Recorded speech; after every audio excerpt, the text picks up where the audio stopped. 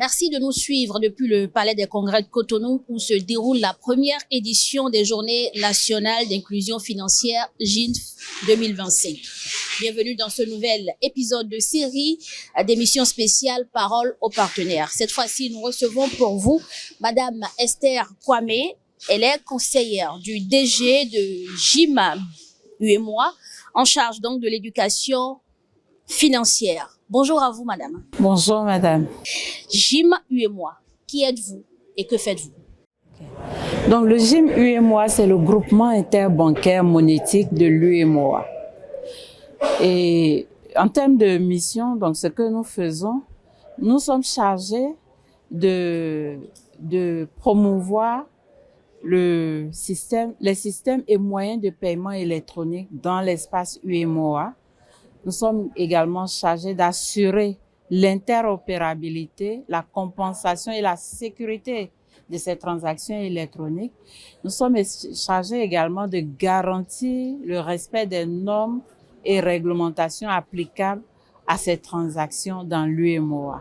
Donc, pour compléter, le GIM UEMOA a été créé par la Banque centrale et l'ensemble des banques de l'UEMOA, la Banque centrale en étant l'actionnaire majoritaire. Voici un peu résumé ce que nous faisons. Quelles sont vos activités qui entrent dans le cadre de la réalisation de l'inclusion financière? Donc, dans le cadre de la réalisation de l'inclusion financière, nous avons plusieurs initiatives. Mais ici, je vais en rappeler 3.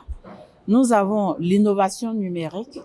L'innovation numérique au travers duquel nous mettons à disposition de nos banques partenaires ou tout établissement de microfinance qui est client du GIM UEMOA des solutions innovantes qui permettent à la population, in fine, nous n'adressons pas directement les clients, c'est au travers de nos banques, donc ils permettent à cette population de mettre à disposition des solutions à travers lesquelles nos clients, nos porteurs puissent transacter de façon sécurisée, simplifiée et facile.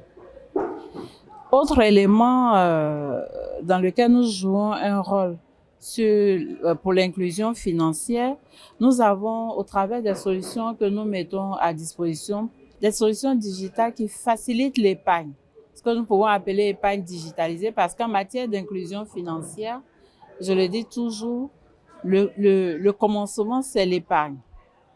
Lorsqu'on a été bien formé, bien éduqué à comment gérer son activité, forcément, il faut faire de l'épargne.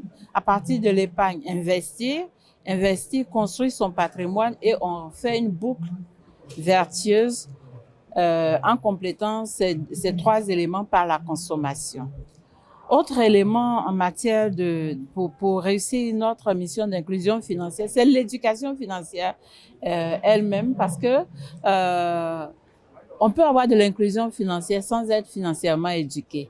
Et si on n'est pas financièrement éduqué, l'inclusion financière est fragilisée, alors qu'elle doit être durable dans le temps. Donc, il faut former nos populations. Et pour cela, le GIM est en partenariat avec plusieurs structures.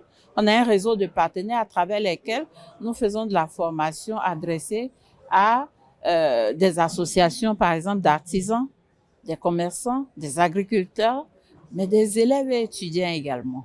Voilà. Et au travers de notre centre de formation qui est dénommé GIM Academy, nous formons les agents de banque à la vulgarisation de leurs produits financiers, de leurs offres, parce que ils peuvent avoir des offres qui sont adaptées aux besoins du client, mais il faut qu'ils sachent comment présenter l'offre au client, comment déterminer le profil de risque du client pour pouvoir lui proposer le produit qui sied à ses besoins.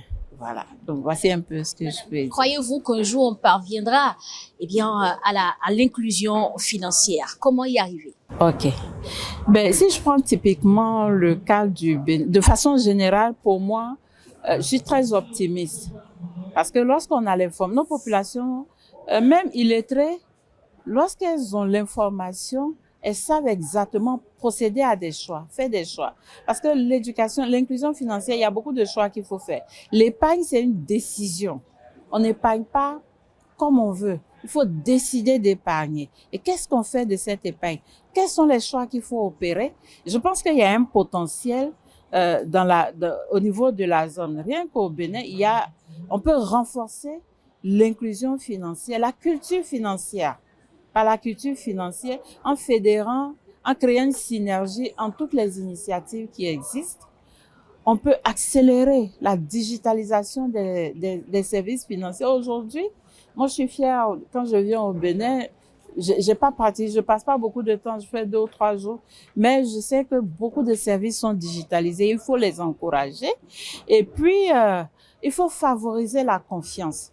Et pour ça, le GIM est vraiment un acteur bien placé parce que tous les services, les solutions digitales que nous mettons à la disposition de nos membres, nous assurons les questions de sécurité, de risque. Et donc, au travers de ces solutions, nous créons un climat de confiance entre les banques qui offrent les services et le client. Et ce sera tout pour les questions que nous avons à vous poser dans cet entretien avec nos partenaires. C'est dans le cadre donc des journées nationales d'inclusion financière. Nous avons reçu à l'instant Madame Esther Kwame. Elle est conseillère du DG du GIM UEMOA en charge de l'éducation financière. Merci à vous, Madame. Merci, Madame.